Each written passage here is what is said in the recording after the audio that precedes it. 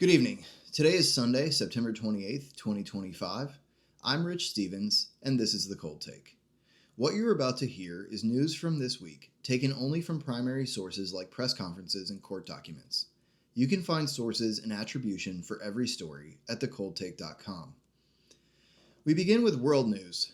The United Nations met in New York this week for the 80th General Assembly. World leaders gave speeches that largely centered on women's rights, climate change, and the wars in Ukraine and Gaza. Trump spoke Tuesday, noting malfunctioning teleprompters and an escalator before telling the assembly that the UN has tremendous potential but is not living up to it. He scolded NATO countries for continuing to buy oil and gas from Russia, called for the end of research into biological weapons, and chided the UN for providing support to uncontrolled migration. He also criticized climate change as being a con and green initiatives as a scam to, quote, redistribute manufacturing and industrial activities from developed countries that follow the insane rules that are put down to polluting countries that break the rules and are making a fortune.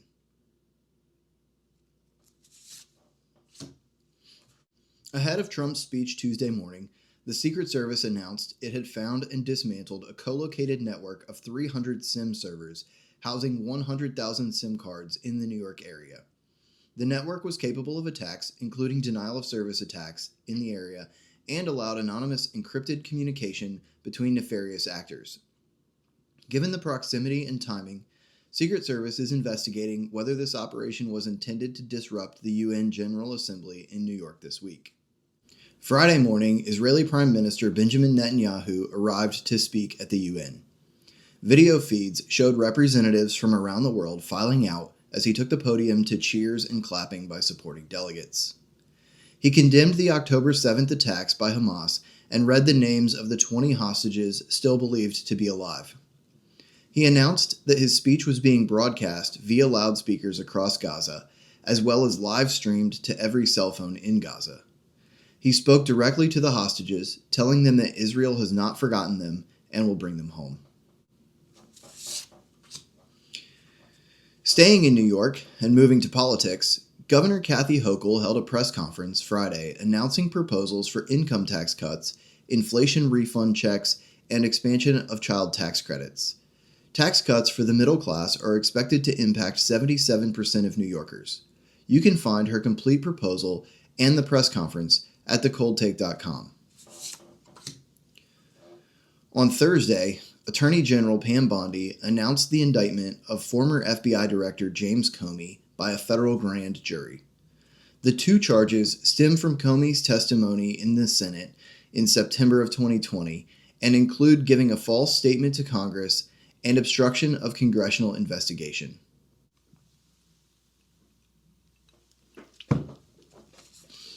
Monday, President Trump spoke alongside RFK and Marty McCary of the FDA to announce new guidance for infant vaccines and the use of acetaminophen during pregnancy. The FDA is notifying physicians and updating labels to indicate that the drug can increase the risk of autism when taken during pregnancy. Additionally, they're recommending that vaccines be spread out in infants to reduce autism risk. Hakeem Jeffries held a press conference Thursday to speak about the potential of a government shutdown if the legislature can't reach an agreement on a funding bill. He continued to assert that the Republican plan constitutes a cut because some Affordable Care Act credits will expire in the coming weeks and called their position indefensible. President Trump called Democrat demands unserious and ridiculous in a post on Truth Social announcing that he was canceling a meeting with Democratic leadership earlier in the week. Both sides maintain that if a shutdown occurs, it will be the complete fault of the other. Florida Attorney General James Uthmire spoke in Orlando Monday morning to discuss the state's efforts to combat violent extremism. In response to the death of Charlie Kirk and other instances of politically motivated violence, Florida is launching a portal where citizens can report threats of violence online. Uthmire vowed to prosecute speech not considered to be protected by the First Amendment, saying that it is not a violation of the First Amendment to expect teachers to create a safe learning environment. State Department of Education Commissioner Anastasios Koumoutsas also spoke, saying that teachers are tasked with protecting the health, safety, and welfare of students, but some have celebrated violence, and this is unacceptable and will not be tolerated. He indicated that the state will investigate these instances and revoke licenses of educators who fail to protect the health, safety, and welfare of students. A link to the portal and press releases from state officials are available at thecoldtake.com.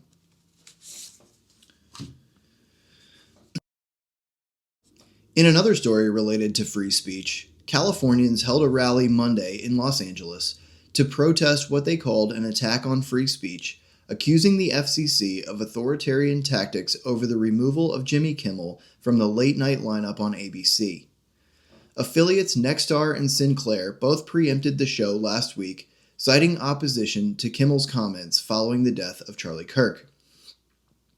Monday, Disney announced the show's return, with Nexstar and Sinclair continuing to air alternate programming. Tuesday's return show drew 5 times its normal viewership despite being shown in only 77% of markets.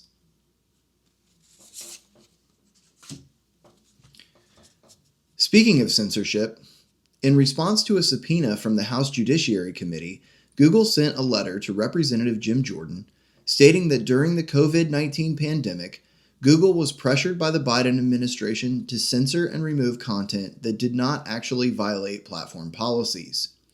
The company stated specifically that YouTube has removed restrictions on COVID-19 and election integrity-related content, and that channels removed under these restrictions will be given the opportunity for reinstatement. The full letter is posted at thecoldtake.com.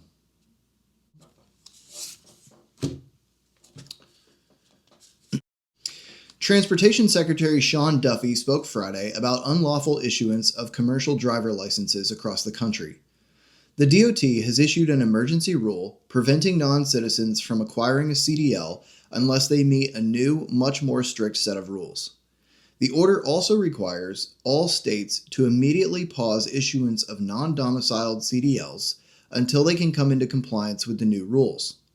Additionally, the Department of Transportation is giving California specifically 30 days to become compliant or lose $160 million in transportation funds the first year and $320 million in the second year. Wednesday morning, a person climbed the roof of a building near an ICE facility in Dallas and shot at the building, vehicles, and surrounding area. No law enforcement officers were injured, but 3 detainees were shot, one of whom did not survive. FBI Director Kash Patel posted a picture on X of unused ammunition with the words anti-ICE written on one. While the name of the suspect, who took his own life at the scene, has circulated widely in the media, it has not been released in any official capacity, so we cannot bring any additional details at this time.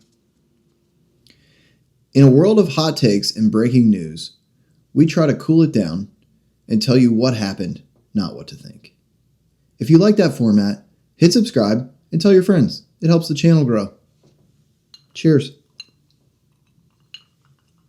At the federal courthouse in Fort Pierce, Florida on Tuesday, Ryan Routh was convicted of attempted assassination of a major presidential candidate, possession of a firearm in furtherance of a crime of violence, assaulting a federal officer, felon in possession of a firearm and ammunition, and possession of a firearm with an obliterated serial number.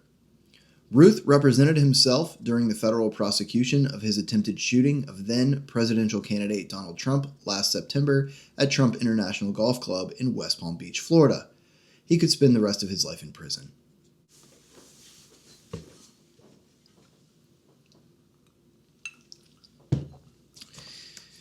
In Des Moines, Iowa, Friday, ICE agents identified and made contact with Ian Roberts, superintendent of the Des Moines School District.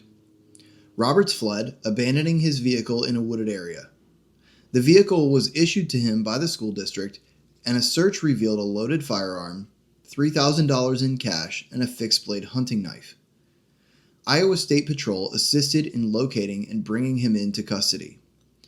A native of Guyana, Roberts came to the United States in 1999 on a student visa.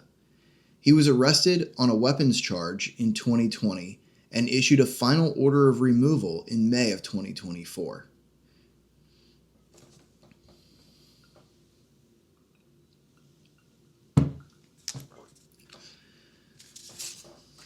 SpaceX completed several successful Falcon 9 missions this week. In California, Space Force satellites were put into orbit on Monday. In Florida on Wednesday, a payload of 3 separate NASA vehicles was launched to study space weather closer to the sun. Starlink satellites were also deployed from both coasts in tandem missions on Thursday. In sports, heading into today, 7 NFL teams remain unbeaten, while the Dolphins, Titans, and Giants have all begun the season 0-3. In college football, Friday night, the 8th-ranked Seminoles suffered a double overtime loss at unranked University of Virginia, where students then stormed the field. Number 6, Oregon, needed 2 overtimes to topple number 3, Penn State, and number 15, Tennessee, escaped unranked Mississippi State in single overtime. Number 13, Ole Miss, beat number 4, LSU 24-17, and number 5, Georgia, fell to 17th-ranked Alabama 24-21. Vanderbilt is 5-0. Europe holds a 7-point lead going into today's final round at the Ryder Cup against the USA and only needs to win 3 of the 12 matches today to take home the trophy. With 1 game remaining in the MLB regular season, Aaron Judge and Cal Raleigh remain in a tight AL MVP race. Raleigh has 60 home runs and is batting .246 with a WAR of 7.3, while Judge is hitting a league-leading .331 with 53 home runs, while leading the league in on-base percentage, slugging, and OPS. His WAR of 9.5 also leads the majors. The AL East and AL Central remain undecided as well. The Yankees need Toronto to lose today to secure the East, while Cleveland and Detroit are tied in the Central Division. Seattle, Philly, Milwaukee, and the LA Dodgers have all clinched.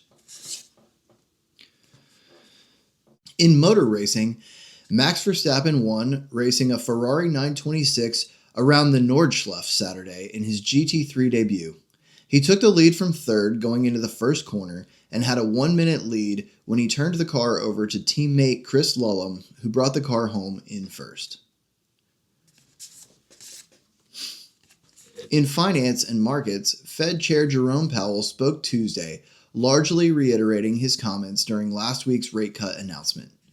He indicated higher prices in the last month over 1 year ago, noting that it looks related to tariffs, but he believes this to be a short-term challenge. He also said that the inflationary impact from tariffs has not had much effect on consumers and that companies are not currently hiring, but the Fed is working to understand why. Markets were flat this week, posting modest gains from 1 week ago. The Dow fell 68 points, NASDAQ lost 147 points, the S&P 500 dropped 21 points, and gold continued to climb, adding $74 this week to close Friday at $3,760 per ounce. Like it or not, that's what happened. I'm Rich Stevens, and this has been The Cold Take.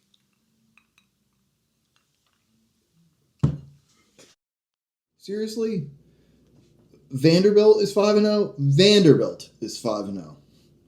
They're putting up 50 a game. They're winning games by 20 points. Vanderbilt.